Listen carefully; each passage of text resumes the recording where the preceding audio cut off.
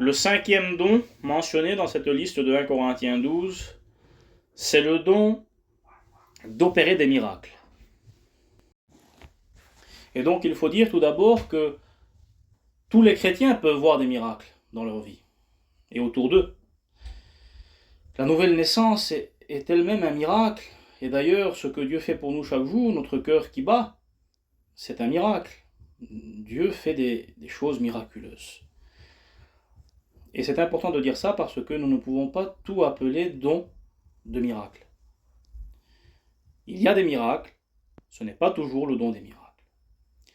Le don des miracles, c'est lorsqu'un homme va recevoir ce don et qu'il va opérer régulièrement des miracles, beaucoup de miracles, plusieurs fois des miracles. Donc là, nous pouvons parler de don de miracle. Mais sinon, un chrétien peut voir des miracles. Dieu opère de grandes délivrances, opère de grandes choses au milieu de nous. Mais ce n'est pas toujours le don des miracles. Et donc, il faut constater le texte grec avant d'aller plus loin. Parce qu'il y a dans le texte grec plusieurs termes qui vont se rapprocher du miracle, qui vont parler du miracle. Nous allons voir 3 termes.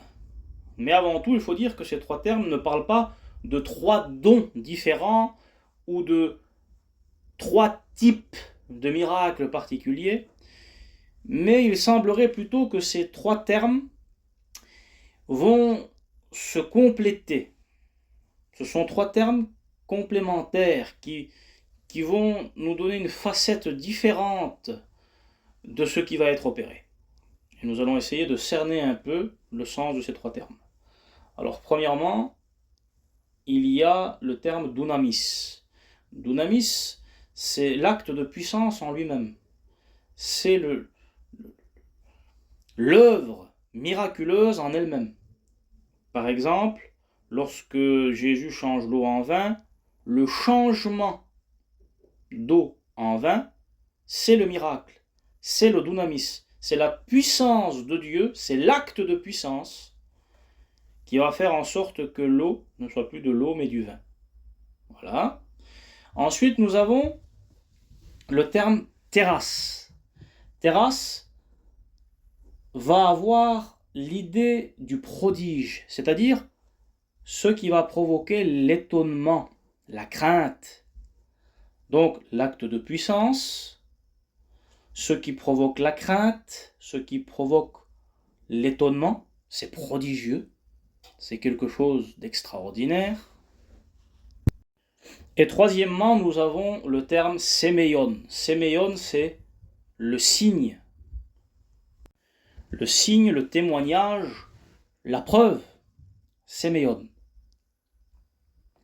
Et donc, nous allons essayer d'articuler les 3 maintenant. Donc, le fait d'opérer des miracles, c'est le fait que le Saint-Esprit nous permet d'être l'instrument par lequel Dieu manifeste sa puissance pour faire des œuvres de puissance, donc une œuvre de puissance, dunamis, une œuvre de puissance prodigieuse qui provoque la crainte, terrasse, afin de prouver la véracité de sa parole. Séméion, prouver, le signe. Donc voilà comment articuler les 3. Le signe, le prodige et l'acte de puissance en lui-même.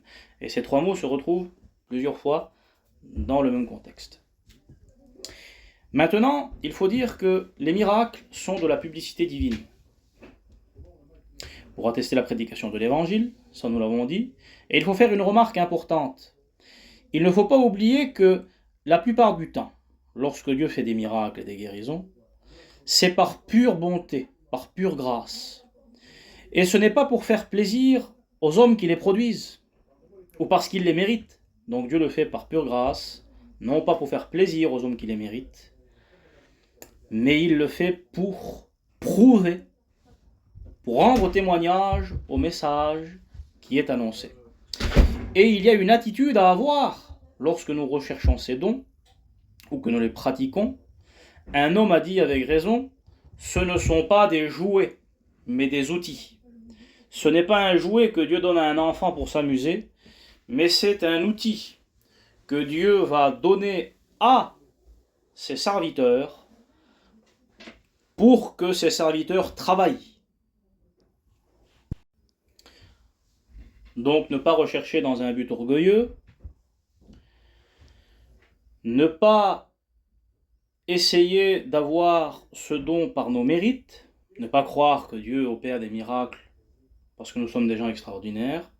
C'est vrai que Dieu nous demande l'obéissance, mais Dieu fait ça par grâce, par amour, et ce sont des outils que Dieu donne pour que nous puissions travailler dans son œuvre. Texte biblique où ce don est exercé. L'évangile de Jean chapitre 2, nous voyons Jésus changer l'eau en vin aux noces de Cana. Et là c'est quelque chose de particulier parce que ça fait partie du départ du ministère de Jésus, et Jésus change l'eau en vin. Donc Jésus commence son ministère en quelque sorte avec ce don des miracles. Et nous voyons que c'est un miracle parce que nous voyons que l'eau va être changée. Et donc c'est une opération miraculeuse que Jésus a fait. Pareil en Luc 9, verset 16, pour la multiplication des pains, où normalement quelques pains ne suffisent pas pour plusieurs milliers de personnes, et là c'est quelque chose de miraculeux. Donc c'est là le sens du miracle, quelque chose qui dépasse le naturel, qui dépasse les possibilités humaines. Donc quelque chose de surnaturel, quelque chose de surnaturel mais divin. De Jésus, les exemples abondent. Pêche miraculeuse, il marche sur l'eau. Homme israélite, écoutez ces paroles, Jésus de Nazareth, cet homme à qui Dieu a rendu témoignage devant vous par les miracles, les prodiges et les signes qu'il a opérés par lui au milieu de vous, comme vous le savez vous-même. Donc ici, on voit les trois termes que nous avons vus au départ. Miracle, prodige, signe. Qu'il a opéré par lui au milieu de vous, comme vous le savez vous-même. Acte 2, 22. Donc, lorsque l'apôtre Pierre va prêcher, pour alimenter le dossier de sa prédication, il va citer justement les miracles que Jésus a fait. Évidemment, l'élément ultime, c'est la mort et la résurrection de Jésus dans la prédication de Pierre. Mais durant le vivant de Jésus, la vie de Jésus était accompagnée par des miracles extraordinaires. D'ailleurs, Jésus a fait encore en présence de ses disciples beaucoup d'autres miracles qui ne sont pas écrits dans ce livre, dit Jean, dans l'évangile de Jean, chapitre 20, verset 30. Donc Jésus a fait des miracles, mais ça ne s'arrête pas là. Les apôtres également, beaucoup de prodiges et de miracles. Ici nous avons deux termes de ceux que nous avons mentionnés au départ. Beaucoup de prodiges et de miracles se faisaient par les mains des apôtres. Actes chapitre 5, verset 12. Paul en particulier. Et Dieu faisait des miracles extraordinaires par les mains de Paul. Acte 19, verset 11. Par exemple, lorsqu'il rend aveugle Élymas le magicien. Pierre, lorsqu'il ressuscite Dorcas. Acte chapitre 9, verset 36 à 42. On peut dire en effet que les résurrections biologiques font partie du don des miracles. Et il y a aussi dans l'Ancien Testament des miracles. Nous le voyons avec Moïse lorsqu'il ouvre la mer, Élisée qui fait remonter le fer de la hache, Élie qui fait descendre le feu du ciel. La Bible est remplie d'exemples et le temps nous manque. Mais nous pouvons dire que les miracles, c'est faire des choses extraordinaires qui dépassent la logique, la compréhension. Nous ne pouvons pas toujours expliquer le miracle. C'est quelque chose qui pousse à l'étonnement, à l'admiration, à la crainte, et manifeste la toute-puissance de Dieu. Et ça, c'est particulièrement vrai que lorsque ces miracles se font, ça ne laisse pas les gens indifférents souvent. La plupart du temps, les gens sont poussés à la crainte, sont poussés à l'étonnement, à l'admiration. Et ça manifeste la toute-puissance de Dieu.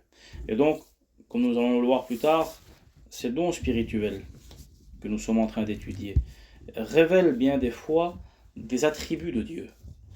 Le don des miracles, la toute-puissance, la parole de connaissance, la science de Dieu, la parole de sagesse, la sagesse de Dieu. Et donc, on pourrait multiplier les exemples. Mais, je pense qu'il est important de comprendre que nous devons rechercher ces dons. Et que ces dons ne sont pas pour le passé. Et ça, on va en parler plus longuement lorsque nous allons parler de la position cessationniste. Les miracles se font encore aujourd'hui. Dieu fait des miracles. Et Dieu donne le don d'opérer des miracles. À certains hommes en particulier, comme nous avons vu certains exemples, Jésus avait ce don des miracles, alors qu'il aurait pu utiliser sa divinité. Mais Jésus en tant qu'homme a été rempli du Saint-Esprit, et le Saint-Esprit lui a donné ce don d'opérer des miracles, et Jésus a opéré des miracles tout au long de son ministère. Et donc, on distingue le don d'opérer des miracles lorsqu'un homme opère régulièrement des miracles, des signes prodigieux, régulièrement. Et ce don est particulièrement intéressant lorsque Dieu le donne à un évangéliste. Parce que normalement, lorsque Dieu donne un ministère à un homme, il l'accompagne aussi de dons spirituels. Et comme nous avons vu que les dons de révélation sont normalement donnés à celui qui a le ministère de prophète. Le prophète possède les dons de révélation, même si ce n'est pas une exclusivité forcément. Et bien pareil ici pour les dons des guérisons ou pour les opérations de miracles, ce sont des dons qui riment parfaitement bien à celui qui a reçu un ministère d'évangélisation. Parce que lorsque quelqu'un a reçu ce ministère d'évangélisation, il va partout évangéliser, prêcher la bonne nouvelle. Et lorsque des opérations de miracles ou des guérisons sont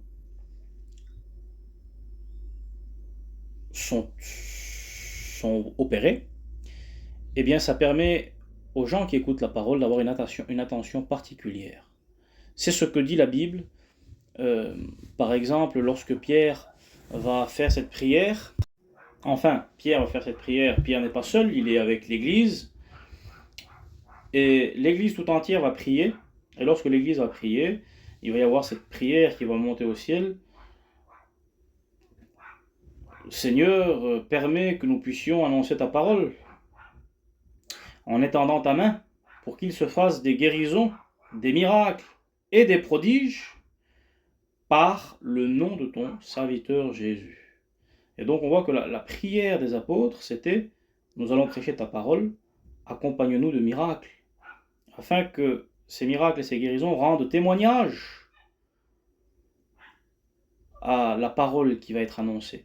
C'est exactement la même chose que dit l'auteur aux Hébreux, au chapitre 2, lorsqu'il dit « Dieu appuyant leur témoignage par des signes, des prodiges et divers miracles. »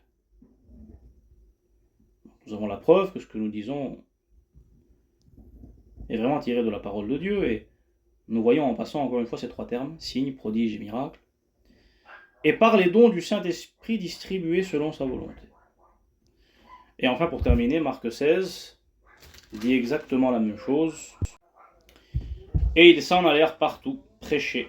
Le Seigneur travaillait avec eux et confirmait la parole par les miracles qui l'accompagnaient. Et enfin, pour terminer,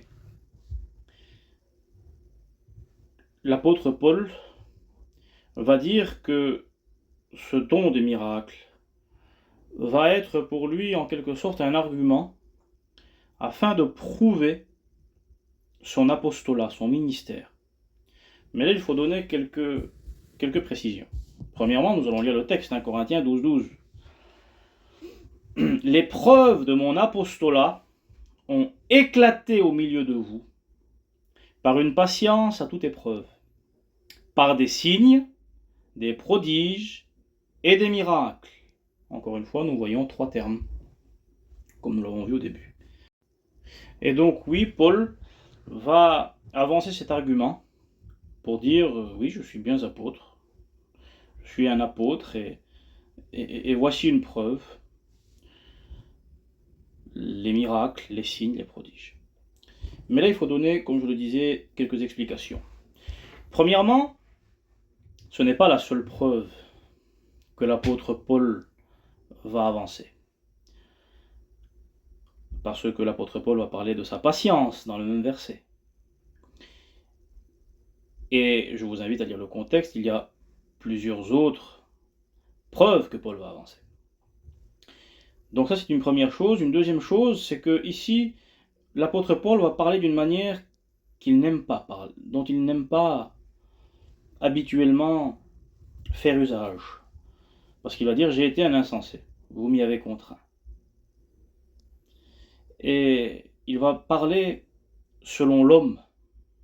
L'apôtre Paul va dire ça, je vais parler selon l'homme. Et donc, cela est vrai, ce n'est pas une habitude chez Paul de mettre en avant ces choses-là pour prouver son ministère, mais que voulez-vous, parfois, il faut savoir aller jusqu'au bout de l'argumentation. Donc ça, c'est une deuxième chose. Et une troisième chose, c'est que il y a souvent de prétendus miracles, mais qui sont des pseudo-miracles. Et alors pourquoi je dis tout ça? Premièrement, parce que ce n'est pas seulement parce que vous allez voir des miracles dans votre ministère que vous avez le ministère d'apôtre. Ça, c'est une première chose. La deuxième chose, c'est que, comme je l'ai dit, ce n'est pas l'argumentation préférée de Paul. Quand nous voyons certaines personnes, peut-être avec un peu d'orgueil, mettre en avant certaines qualités afin de défendre leur ministère, parfois, c'est vrai, il faut mettre en avant certains travaux que nous avons faits, comme Paul l'a fait, ou certains dons, mais ça ne doit pas être l'argument préféré. Parfois, c'est même fait contre cœur. Et enfin, il y a parfois des faux pasteurs, des faux ministres de l'Évangile, des ouvriers trompeurs, dit la Bible, et qui font des pseudo-miracles, des faux miracles. Et ces pseudo-miracles, ces faux miracles ne doivent pas servir de base pour reconnaître un vrai homme de Dieu. D'ailleurs, l'Antichrist lui-même fera des faux miracles. Et donc, ça me paraît tellement important de souligner ces mots en fin d'examen de ce don. Ce n'est pas parce que quelqu'un fait des soi-disant miracles que c'est forcément un homme de Dieu, et encore moins un apôtre. Donc, il faut être très vigilant et avoir beaucoup de discernement à ce sujet. Voilà, donc un grand équilibre biblique, comme nous l'avons vu concernant ce don.